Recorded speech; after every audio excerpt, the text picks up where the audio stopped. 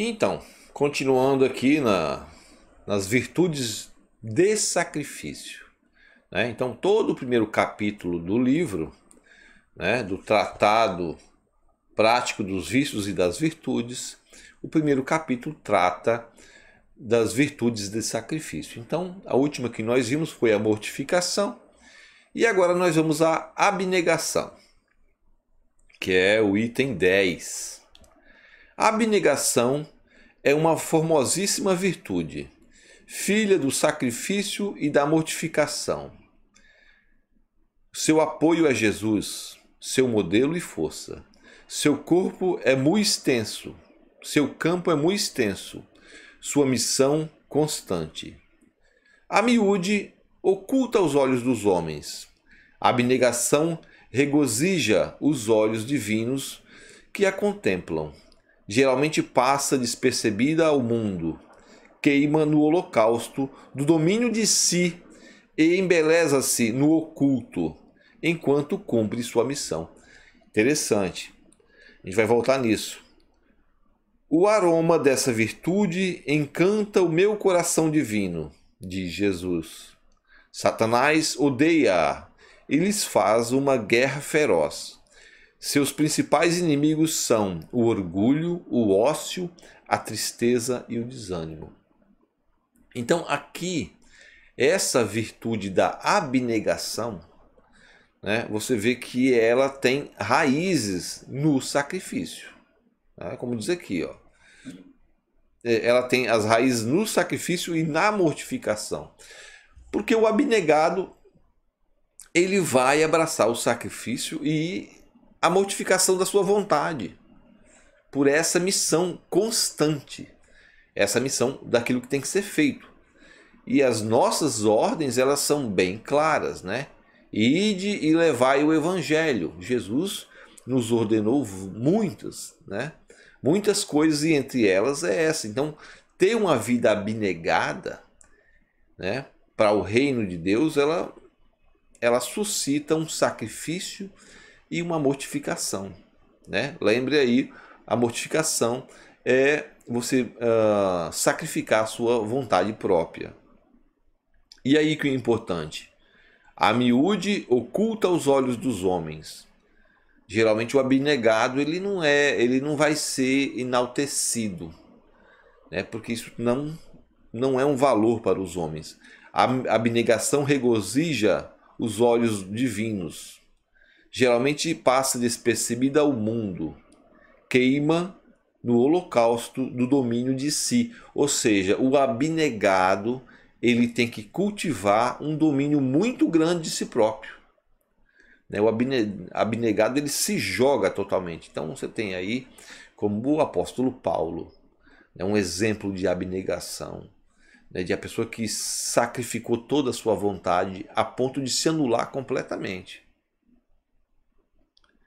Embeleza-se no oculto, ou seja, mais uma vez você tem aqui o abnegado, ele não pode ficar fazendo propaganda do seu sacrifício. É aquela reclamação. Não, porque eu abri mão, porque não, então assim, aí você começa a jogar tudo aquilo que você fez na lata do lixo. Porque você começa a reclamar e isso acaba sendo um pecado. Né? Você fez, mas você fez daquela forma não abnegada, não aquela pessoa que abriu mão de si por vontade própria, mas por um outro motivo qualquer, que você queria um resultado, né? Você queria um resultado, então você acabou sacrificando, se sacrificando em prol de um reconhecimento. E esse reconhecimento ele é danoso e vai te jogar todo esse seu sacrifício na lata do lixo. O aroma dessa virtude encanta o meu coração divino. Satanás odeia-lhe, faz uma guerra feroz. Seus principais inimigos são o orgulho, o ócio, a tristeza e o desânimo. Então, o abnegado ele não pode ser orgulhoso, porque tantas vezes ele vai cair, tantas vezes ele vai ser desprezado, tantas vezes ele vai ser colocado para fora, tantas vezes ele vai ser perseguido. né? Pela palavra de Deus, nós seremos perseguidos. Essa é a promessa. Serão perseguidos por causa de mim. E o abnegado, ele abraça esse sacrifício da perseguição. E ele avança. Avança no quê? Né? Enquanto cumpre a sua missão. Embeleza-se no oculto enquanto cumpre a sua missão. Então o abnegado, ele tem essa natureza, né, de abraçar, não reclamar, passar o culto, mas cumprir a sua missão. Então o orgulhoso, né, dificilmente vai conseguir perseverar nessa abnegação. O ócio também é um inimigo do abnegado. Ele não pode estar parado esperando as coisas acontecerem. Né? É uma virtude que ela exige uma ação constante em direção, né, da sua missão. A tristeza e o desânimo. Tristeza e desânimo são pecados, se você não sabe. Né? A tristeza e o desânimo são pecados. Então você se entrega a uma tristeza, certamente porque o resultado não veio do jeito que você queria. Você se entrega a uma tristeza e você entra em desânimo. Ah, eu estou enxugando gelo, não sei o que, ninguém me ajuda, eu estou sozinho. Como aqui falou, o abnegado, ele passa despercebido pelo mundo. Né? Vou ler de novo aqui. A miúde oculta os olhos dos homens.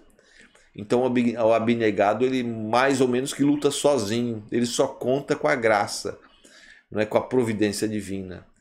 Mas essa abnegação, ela vai dar frutos para a sua alma. Porque ela está baseada onde? No sacrifício e na mortificação da própria vontade.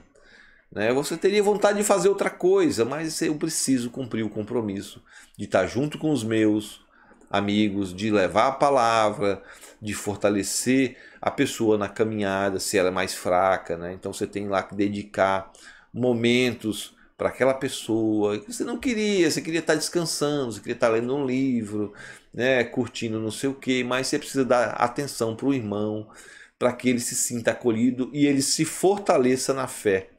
E o abnegado, ele vai cumprir esse desígnio. Né? Então é isso. Nós vamos agora entrar na última parte desse capítulo, né? Que é a perseguição. E depois da perseguição, nós vamos entrar aí sim na primeira família dos vícios opostos às virtudes de sacrifício. Para cada virtude de sacrifício, nós temos um vício oposto. Ou seja, Satanás vai combater para que você não alcance essas virtudes. E depois, então, da virtude da perseguição, a gente vai ver, então, iniciar esses vícios opostos. Tá bom? Continue acompanhando aí. Curta e compartilha nosso vídeo. Um abraço.